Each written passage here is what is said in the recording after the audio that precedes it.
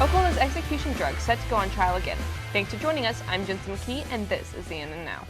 And I'm Maycee. This week, a federal trial is set to begin concerning the drugs Oklahoma uses to carry out executions. The trial puts a temporary pause in Oklahoma's executions, which have been in full swing. The first execution in years saw the inmate convulsing and vomiting, but the most recent executions have been carried out without incident. Inmates are suing, claiming the drug cocktail Oklahoma uses violates the constitutional prohibition on cruel and unusual punishment. One of the inmates involved in that lawsuit is Richard Glossip. He's maintained his innocence after being convicted of planning and paying for the murder of his boss. The supporters have grown to include a number of Republican lawmakers. They announced this week a new committee which will work with an out-of-state law firm to investigate the death of motel owner Barry Von Treese.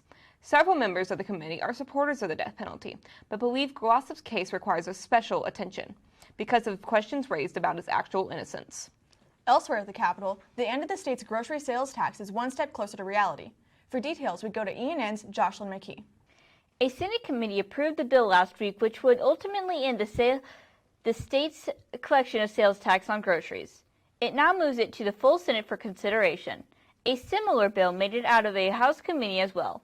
According to the Associated Press, the Tax Commission estimates the state brings in more than $300 million in grocery sales tax money each year.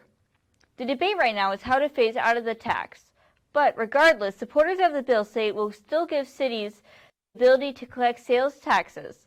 The governor gave his full support to eliminating the state grocery sales tax in his State of the State address. Thanks, Joshlyn. We're continuing our tour of military history today with ENN's Christian Davis. He's been introducing us to aircraft on display at Tinker Air Force Base, and today we meet the F-4 Phantom. On this episode of the aircraft that defined us, the famous F-4 Phantom II. The Phantom is one of the many planes on display at the Charles B. Hall Air Park located on Tinker Air Force Base.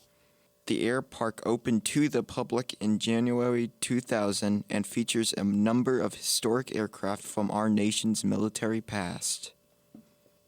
The F-4 Phantom flew with the U.S. Air Force, Navy, and Marine Corps, as well as many other countries such as the United Kingdom, Greece, Turkey, and Germany, just to name a few.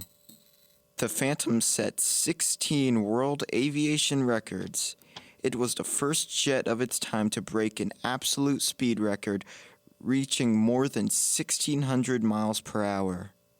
The Phantom was first introduced in the U.S. in 1960 and was flown extensively during the Vietnam conflict, but it continued to be upgraded to keep up with the changing technology.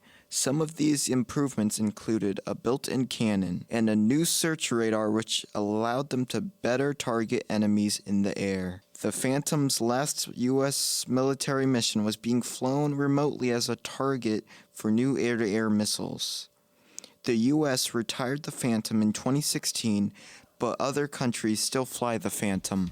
You can view the F-4 Phantom in many museums, including the Charles B. Hall Air Park in Midwest City. Thanks, Christian, and thank you for joining us. That's all the time we have for today. And be sure to keep checking our website and social media pages for more news from our team of student journalists.